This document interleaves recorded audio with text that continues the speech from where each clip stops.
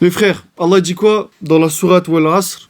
Allah dit quoi dans la sourate Wal Asr? A'udhu billahi minash shaitanir rajim. Wal Asr, innal insana lafi khusr, illa alladhina amanu wa amilus salihati wa tawasaw bil haqqi wa tawasaw bis sabr. Et c'est de ça que j'ai envie de parler aujourd'hui, c'est quoi? C'est que dans cette sourate, les frères, Allah il dit que tout le monde va perdre. Ceux qui courent derrière les richesses, ceux qui sont dans les péchés, ceux qui courent derrière l'argent, le pouvoir, ceux qui courent derrière les plaisirs de ce bas monde, ceux qui sont orgueilleux, ceux qui vivent uniquement comme si ils n'allaient pas rendre des comptes le jour du jugement. Toutes ces personnes-là, toutes ces personnes qui courent derrière ces choses-là, Allah il dit ils vont perdre. Illa alladhina amanu, sauf ceux qui croient en Allah, wa amilus salihati, qui font les bonnes actions, wa tawasaw bil haqqi, qui sont véridiques, wa tawasaw bis sabr. Et c'est de ça qu'on va parler aujourd'hui. Aujourd'hui, on va parler de ça, de la patience en fait. Parmi les gens que Allah il dit eux ils seront sauvés, un trait de caractère de ces personnes-là, c'est d'être patient.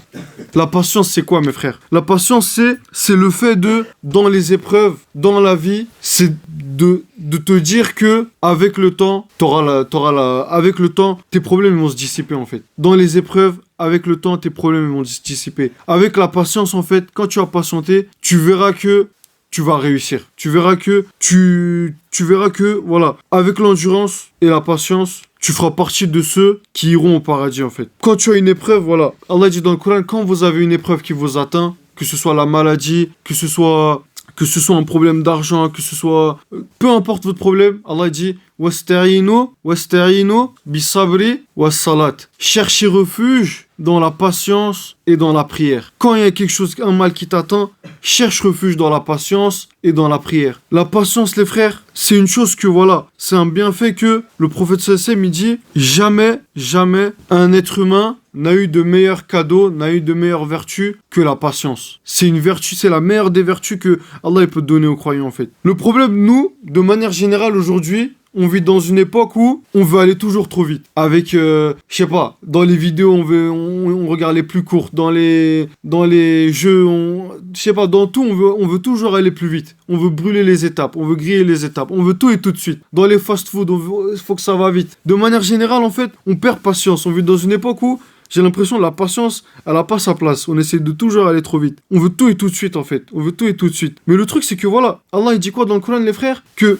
le paradis, c'est une récompense qui n'est pas à vil prix, en fait. C'est pas quelque chose que tu peux avoir gratuitement, que tu peux avoir facilement. C'est quelque chose qui se mérite. Ça a de la valeur. Toute chose qui a de la valeur, faut le mériter. Je sais pas, je vous donne un exemple. Mohamed Ali ou CR7. Quand tu regardes leur carrière, pour arriver au summum, pour avoir tous les trophées, pour être sur le podium, pour être les numéros 1, les meilleurs de leur domaine, c'était pas du jour au lendemain. Ils ont bossé dur, ils ont patienté. La patience, les frères. Ou autre, je sais pas, pour avoir un diplôme.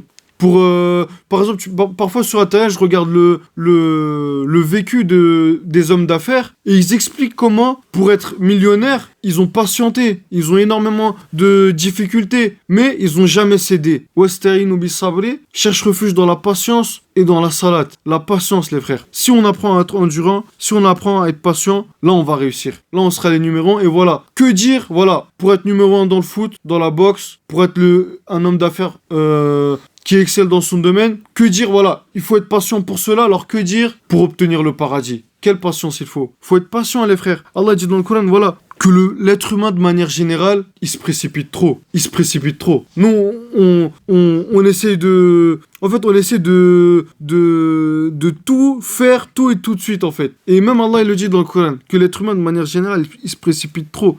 Et est-ce que vous connaissez l'histoire du prophète Ayoub? Le prophète Ayoub, alayhi salam. Dites-vous, les frères, voilà, les meilleurs des hommes, c'est les plus patients. C'est les plus patients. Il n'y a de vertu, voilà. Il n'y a de meilleure vertu pour le croyant que le fait d'être patient. Et quand tu regardes les prophètes, eux qui sont les meilleurs des hommes, tu te dis, tu regardes leur vie, tu te dis, voilà, ils ont une très grande patience. Par exemple, le prophète Noé alayhi salam, pendant 950 ans, il a patienté à inviter les gens à croire en Allah. Pendant 950 ans. Il a vécu 950 ans. Ou quand tu regardes, voilà, notre prophète Mohammed Mustafa sallallahu alayhi wa sallam, depuis le début de la révélation jusqu'à sa fin, il a patienté, il a enduré dans ses épreuves. Quand tu regardes la vie du prophète Moussa, Issa, Youssouf, il a patienté, alayhi salam. Et à la fin, il a été le prince d'Égypte. Il a eu tout ce qu'il voulait à la fin. Et aujourd'hui, voilà, j'ai envie d'expliquer, voilà, déjà, de tous ces prophètes, on va parler, Inch'Allah. Pas aujourd'hui, mais on va en parler. Et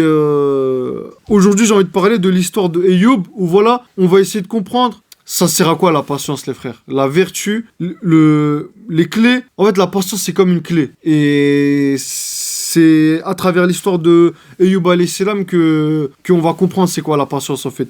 Ayoub, les frères, voilà, vous savez, c'est un prophète.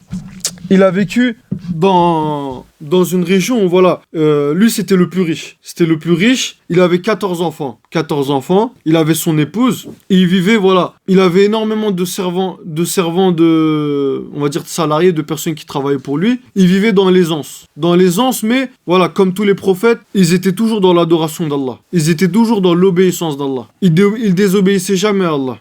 Et ce qui s'est passé, c'est qu'un jour, Iblis, il s'est dit, il faut que je fasse quelque chose pour que Ayoub, il sorte du droit chemin. Il a réfléchi, il a cogité, et il a demandé à Allah, Ya Rabbi, mon Seigneur, tu vois Ayoub, c'est ton prophète, il t'adore beaucoup, il te désobéit jamais. Mais en réalité, si tu me laissais lui détruire tous ses biens, tu verras que il sera ingrat envers toi. Tu verras qu'en fait, sa reconnaissance vis-à-vis de toi et son obéissance, c'est pas parce qu'il est sincère, mais parce que voilà, tu lui as donné tous ses bienfaits, toute cette richesse et tous ses cadeaux. Permets-moi, voilà, de détruire tous ses biens et tu verras qu'il sera, voilà, du nom des ingrats. Et là, ce qu'il fait, Allah, il lui dit, je te donne la permission de détruire tous ses biens. Iblis, qu'est-ce qu'il fait? Il fait un feu, il brûle tous les champs de Ayoub alayhi salam, il lui fait perdre tous ses biens, et il se déguise en apparence humaine, si je dis pas de bêtises. Il part voir Ayoub, il dit à Ayoub, oh Ayoub, voilà, tu viens de perdre tous tes biens, parce qu'il y a un feu qui a tout consumé, et voilà, quel triste sort. Et de là, Iblis, il espérait que Ayoub, il soit ingrat vis-à-vis d'Allah et qu'il se plaigne, en fait. Et là, Ayoub, il lui a dit, c'est pas grave, parce que tout ça, c'est Allah qui me l'a donné, et le reprendre, ça incombe à Allah. Et là, Iblis, il a réfléchi, il s'est dit, il faut que je trouve une autre solution. Il a encore invoqué Allah. Il a dit Allah, Ya Rabbal Alamin. Ayoub, cette fois-ci, il a été reconnaissant, mais si tu me laisses, cette fois-ci, prendre la vie de ses enfants, tu verras qu'il se détournera de ton rappel. Il se détournera de toi. De la même manière, Allah, il lui donne la permission. Il lui dit, je te laisse faire cela, piéger, entre guillemets, faire cela à mon serviteur Ayoub, mais sache que Ayoub, il tombera pas dans ton piège. Encore une fois, Iblis, il fait quoi cette fois-ci? Il part dans la maison de Ayoub et si je dis pas de bêtises, il fait en sorte qu'il y ait un tremblement de terre et la maison, elle s'écroule et tous ses enfants, ces 14 enfants qui étaient en train d'apprendre la religion avec leur maître, ils meurent dans la maison. Eux tous, ils meurent. À la fin, Iblis, il se déguise dans l'apparence du maître des enfants de Ayoub. Il revient vers lui et lui dit, ya Ayoub, tu sais ce qui vient de se passer? Il dit, quoi donc? Je viens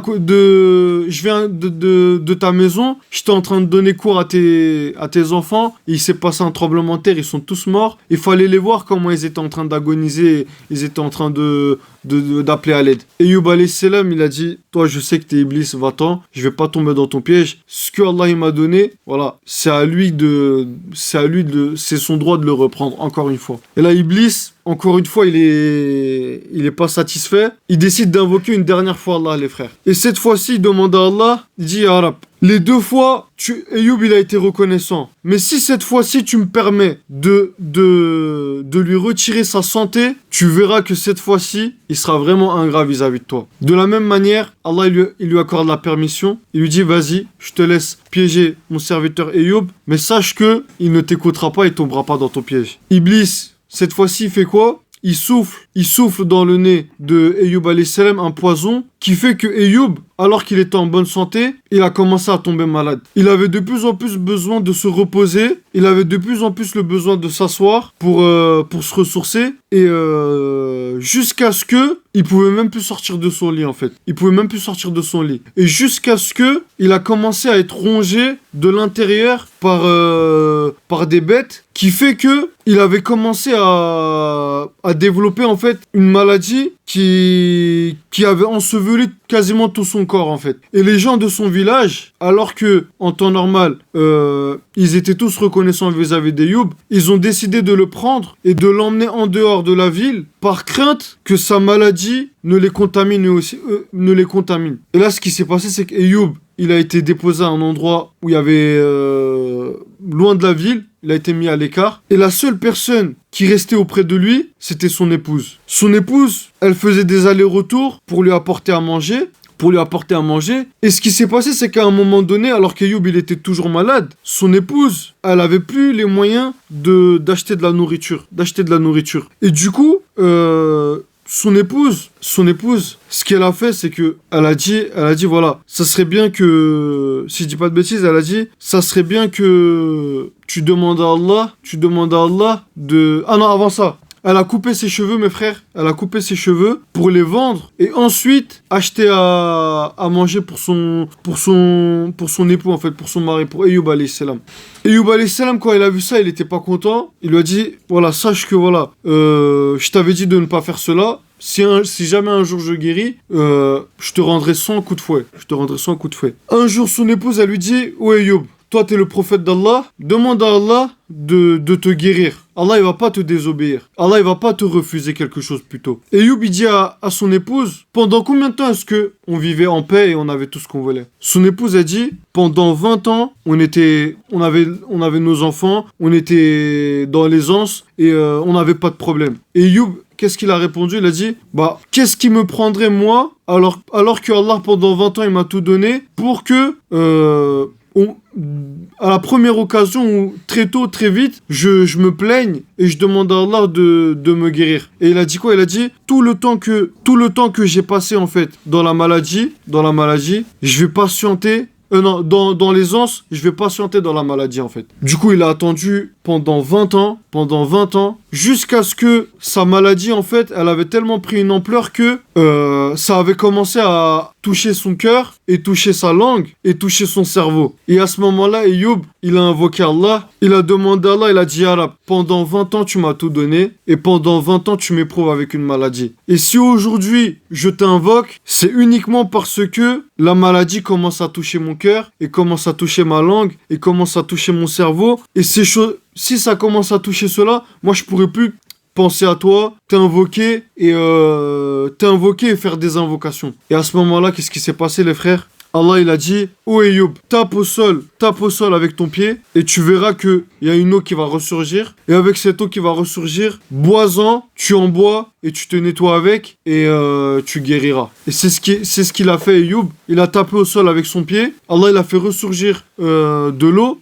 Il en a bu, il s'est nettoyé avec, sa maladie elle a miraculeusement disparu et tout ce que Allah il lui avait pris pendant ces 20 ans, pendant ces épreuves-là, il lui a rendu en double. Ça veut dire, il avait 14 enfants au début, il en a eu 28. Avant, il avait, je donne un exemple, 1 milliard d'euros de richesse, Allah il lui en a donné 2 milliards. Sa beauté, sa santé, Allah il lui a rendu. Tout ce qu'il avait, il l'a eu en 2 fois plus. Et pourquoi mes frères? Parce qu'il a patienté en fait, patienté. Et à la fin, l'heure est venue pour Ayoub de respecter sa parole. Le moment où son épouse, elle avait vendu ses cheveux pour lui apporter à manger. Ayoub, il avait donné sa parole, il avait juré qu'il allait lui donner 100 coups de fouet. Allah, il a révélé un verset. Tu prendras pas un fouet, mais quelque chose de léger et tu la frapperas avec juste une seule fois pour que symboliquement, en fait, il accomplisse sa parole, en fait. Il accomplisse son serment.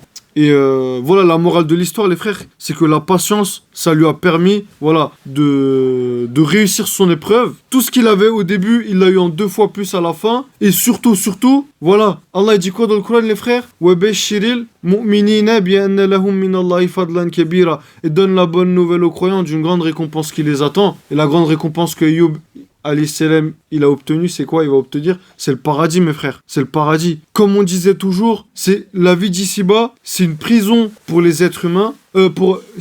C'est une prison pour les croyants, mais une liberté pour ceux qui croient pas. Parce que le croyant, voilà, il sait qu'il est dans une vie d'épreuve. Allah, il l'éprouve. Mais si lui, il patiente, il attend, comme Ayyub alayhi salam, à la fin, il y aura forcément une délivrance. Et il y aura forcément à la fin, à l'issue, il y aura cette grande récompense qui est le paradis, les frères. Un paradis, voilà, comme on le dit, là-bas, on n'a pas idée. Nous, on en parle, on dit que on aura tout ce qu'on veut là-bas, mais vraiment, on s'en rend pas compte, en fait. C'est pas 10 ans, c'est pas 10 milliards d'années, c'est pas 100 milliards, c'est pas 4000, 1000 trilliards de milliards d'années, les frères, c'est à l'infini. Ça va jamais s'arrêter. C'est un paradis où, à la fin, on nous réunira, tous les croyants, on nous réunira, et on nous dira, préparez-vous pour la récompense ultime. Et là, les croyants, on dira, mais qu'est-ce qu'Allah il peut nous donner de plus, alors qu'on a déjà tout ce qu'on veut. Allah nous a donné les houris du paradis, les délices du paradis, tout ce qu'on veut. Et là, on nous répliquera, préparez-vous pour la récompense ultime, qui est de voir Allah, en fait. On pourra voir Allah. Mais bien sûr, Allah n'est pas comparable à sa création. Nous, on ne peut pas savoir. Même le prophète sallallahu qui a vu Allah, il ne sait pas à quoi il ressemble. Personne ne peut savoir comment il est Allah. Mais voilà, on sait que, voilà, la récompense ultime qui attend les croyants, c'est pouvoir contempler Allah, mais il est incomparable à sa création et nul être humain ne peut imaginer comment il est Allah. Nous, on ne peut pas savoir comment il est en fait.